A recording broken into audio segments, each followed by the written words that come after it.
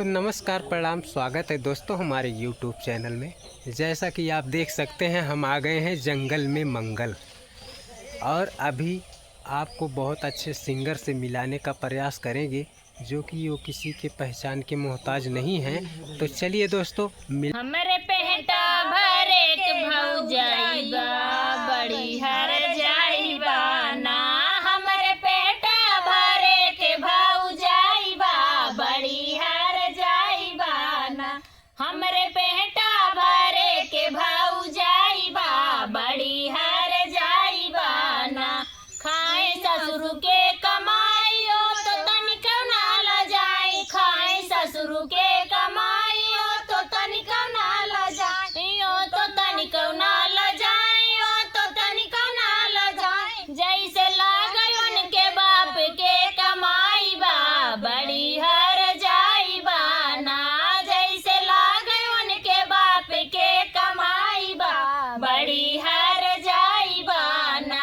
हमरे पेटा भरे के भौजाइबा बड़ी हर जाइबा ना। खाई जेठऊ के कमाइयो तो तनिक ना ल जाई। खाई जेठऊ के कमाइयो तो तनिक ना ल जाइयो तो तनिक ना ल जाइयो तो तनिक ना ल जाई। जैसे लागे उनके चाचा के कमाइबा बड़ी हर जाइबा ना। जैसे लागे उनके चाचा के कमाइबा बड़ी हर जाइबा ना। हमरे पेटा भरे के भौजाइबा बड़ी हर जाइबा ना। खाई देवरू के कमाइयो तो तनिक ना ल जाई। खाई देवरू के कमाइयो तो तनिक ना ल जाइयो तो तनिक ना ल जाइयो तो तनिक ना ल जाई। जैसे लागे उनके भैया के कमाइबा बड़ी हर जाइबा ना।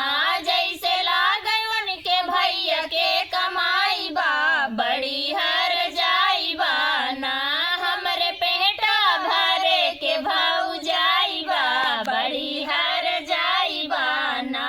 हमरे पेटा भरे के भौजाइबा बड़ी हर जाइबा ना।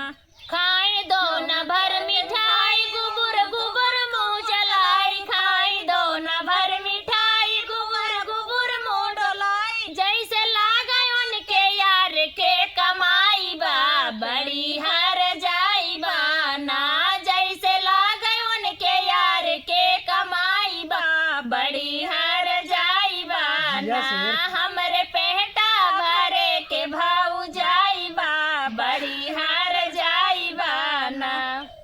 तो भैया हो अब थोड़ा सभी जान ले जाए भाई भौजाई उजाई ले थोड़ा बड़वार लाया जैसे 5-7 फुट के रहे गाँव वाम जैसे घर में कोठा रहत भैया जहिया ऐसे भाई हाथ पकड़ के उतार ले ना भैया भौजी को धोए यहाँ भैया को धोए यहाँ केहू को बाकी ना लगाए यहाँ।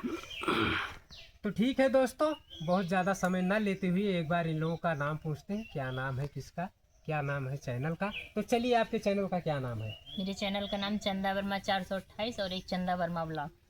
तो दोस्तों आप इनके चैनल पर हमारे जितने ऑडियंस हैं और बहन जी के जितने ऑडियंस हैं आप लोग जाइएगा, एक बार क्लिक जरूर कीजिएगा इनके चैनल का।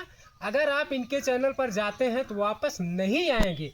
इतना बढ़िया बढ़िया गीत, और ख़ास करके जौन हमार दीदी बहनी चूल्हा उल्हा सहिता थी और बर्तनवा माजा थी, जब खाना बने लाऊ बहनी ना मोबाइल ऐसे धाई दूँ और चंदा वर्मा का नाम बोल दूँ चैनल पे आ जाए। आपन खूब बढ़िया बढ़िया कजरी नटका पूर्वी और दकाव दकाव कहा थे सब वही पाई जाए भैया, सभी प्रकार के गीत मिलेंगे। तो चलिए आपका क्या नाम है? हमारा नाम शर्मिला गुप्ता है। मेरी छोटी बहन चैनल बनाई है शर्मिला गुप्ता ब्लॉग 440 है, उस पर आप जाइए, बहुत ढेर सारा प्यार दुलार दीजिए। और भैया के चैनल के माध्यम से बहुत बहुत धन्यवाद। आज हम आ चुके हैं यहाँ पे। तो क्या नाम बताइए आप? शर्मिला गुप्ता 440। दोस्तों शर्मिला गुप्ता 440 आप एक बार यूट्यूब पर सर्च करेंगे तो चैनल आ जाइएगा, क्योंकि हम नहीं देखें, अभी झूठ नहीं बोलते हैं। जब उनका चैनल हम भी सर्च करेंगे, देखें क्या गीत है, क्या है, कैसे है, तो फिर उसी माध्यम से बता सकते हैं। लेकिन ज़रूर हम खुद ही सर्च करके देखेंगे, आप लोग भी थोड़ा सर्च कीजिएगा। तो कई मालूम ना बताओ।